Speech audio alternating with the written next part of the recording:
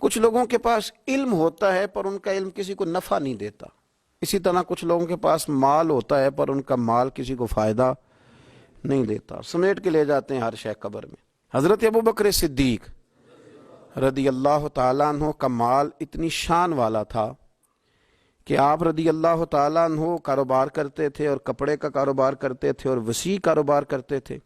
جس دن آپ نے اسلام قبول کیا آپ کے پاس 40,000 دینار تھے۔ 40,000 دینار بہت بڑے امیر آدمی کے پاس ہوتے تھے۔ 40,000 دینار تھے، کچھ نے درہم بھی لکھے ہیں، 40,000 تھے، لیکن آپ نے سارے کے سارے راہ خدا میں خرچ کر دیے۔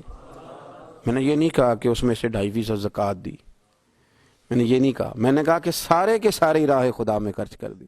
اور آپ نے 1 منٹ کے لیے بھی کبھی توقف نہیں کیا کہ یہ میرے پاس مال ہے تو لہٰذا اب میں کس طرح کر کے اس کو خرچ کروں۔ پہلے تو آپ نے اسلام قبول کیا تو مال خرچ کرنا شروع کیا، پھر جب آپ ہجرت کے لیے نبی کریم صلی اللہ تعالی علیہ وسلم کو لے کے گئے تو اس میں بھی مختلف روایتیں ہیں۔ ایک روایت یہ ہے کہ اس وقت 5,000 دینار آپ کے پاس تھے، بہت بڑی رقم تھی یہ بھی۔ جب آپ گھر سے نکلے نا تو وہ سارے پیسے ہی آپ نے ساتھ لے لیے، سارے ہی۔ بڑا مشکل کام ہے، گھر میں جوان بیٹیاں بھی تھیں، بچے بھی تھے، خرچے بھی تھے، لیکن یارو یہ بڑا کٹھن رستہ ہے۔ وہ سارا ہی پیسہ لے لیا اور وہاں پتھر رکھ کے نا چھوٹے چھوٹے، تو ان کے اوپر کپڑا ڈال دیا۔ والد نابینا تھے، اپنی صاحبزادی سے فرمانے لگے اگر ابا جی پوچھے نا ابو بکر سارے پیسے تو نہیں لے گیا؟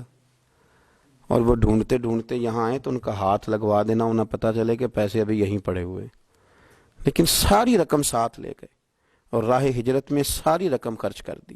میرے نبی کریم صلی اللہ تعالی علیہ وسلم نے اعلان فرمایا غزوہ کے لیے، جنگ کے لیے، جہاد کے لیے۔ قحط کا زمانہ تھا، لوگوں کے پاس کھانے کو روٹی نہیں تھی۔ حضرت عمر فاروق فرماتے مجھے یوں لگتا تھا کہ ان دنوں سب سے زیادہ خوشحال میں ہی ہوں، تو میں نے اس طرح کیا کہ گھر کا سارا مال جمع کیا، تو وہ میں نے نا نصف کیا اس کو، آدھا، اور آدھا مال میں نے رکھ لیا گھر والوں کے لیے اور آدھا مال پھر میں بول رہا ہوں 2.5% نہیں 50%۔ یہاں 2.5% کی زکوٰۃ دیتے ہوئے لوگ پریشان ہو جاتے ہیں۔ 50% جناب عمر فاروق رضی اللہ تعالیٰ عنہ فرماتے ہیں کہ وہ میں نے اس کو جمع کیا اور میں نے ارادہ کیا کہ آج ابو بکر سے آگے گزریں گے انشاءاللہ، نیکیوں میں، خرچ کرنے میں، کمانے میں نہیں، جمع کرنے میں نہیں، خرچ کرنے میں۔ فرماتے ہیں جب وہ میں مال لے کے نبی کریم کی بارگاہ میں گیا تو میں بڑا مطمئن تھا کہ آج میں آگے گزر ہی جاؤں گا، لیکن جب میں نے نظر اٹھائی تو میرا رنگ بدل گیا، میرے پیچھے پیچھے ابو بکر صدیق بھی آئے، اور فرماتے ہیں میں نے اس مرد درویش کا رنگ بدلا ہوا دیکھا، سر کی ٹوپی بھی اتار لی، پیروں کے جوتے بھی اتار دیے، وجود کے کپڑے بھی اتار کے بوریے کا لباس پہن لیے، اور گھر سے سوئی دھاگا بھی اٹھا لائے۔ کہتے ہیں مال رکھا، حضور نے مجھ سے پوچھا عمر کیا لائے ہو؟ میں نے کہا حضور آدھا لے آیا ہوں آدھا چھوڑ آیا ہوں۔ نبی کریم بڑے خوش ہوئے، مجھ سے پوچھا تھا کیا لائے ہو، بات پہ غور کرنا، اور ابو بکر صدیق سے پوچھا ابو بکر گھر میں کیا چھوڑ کے آئے ہو؟ مجھ سے پوچھا کیا لائے ہو، ابو بکر سے پوچھا ماں اب کئی تھا، کیا چھوڑ کے آئے ہو؟ جناب صدیق اکبر نے نظر جھکائی، قربان جاؤں جواب پہ بھی، یہ نہیں کہا حضور کچھ نہیں چھوڑ کے، یار یہ بھی تو بندہ کہ سونے سارے لے آئے ہوں، کیوں چھوڑنا تھا، آپ نے حکم کیا تھا چھوڑ، یہ نہیں کہا کہ یا رسول اللہ میں سارا لے آؤں، کیا جواب دیا؟ ماں اب کئی لہم اللہ و رسول، یا رسول اللہ صلی اللہ علیہ وسلم آپ نے پوچھا کیا چھوڑ کے آئے ہوں؟ میں گھر میں اللہ چھوڑ آیا ہوں، اللہ کا نبی چھوڑ آیا ہوں، میرا کو گھر خالی ہے وہاں اللہ کا ذکر ہوتا ہے، وہاں رسول اللہ کی نعت ہوتی ہے، حضور گھر میں اللہ رسول کا نام چھوڑ کے بھرا ہوا گھر چھوڑ کے آیا ہوں۔ پھر قربان جاؤں میرے نبی کریم پر بھی، حضور سید عالم علیہ السلام نے فرمایا یہ تیرے پیچھے جبریل کھڑے ہیں اور وہ بھی ٹاٹ کا لباس پہن کے آئے ہیں۔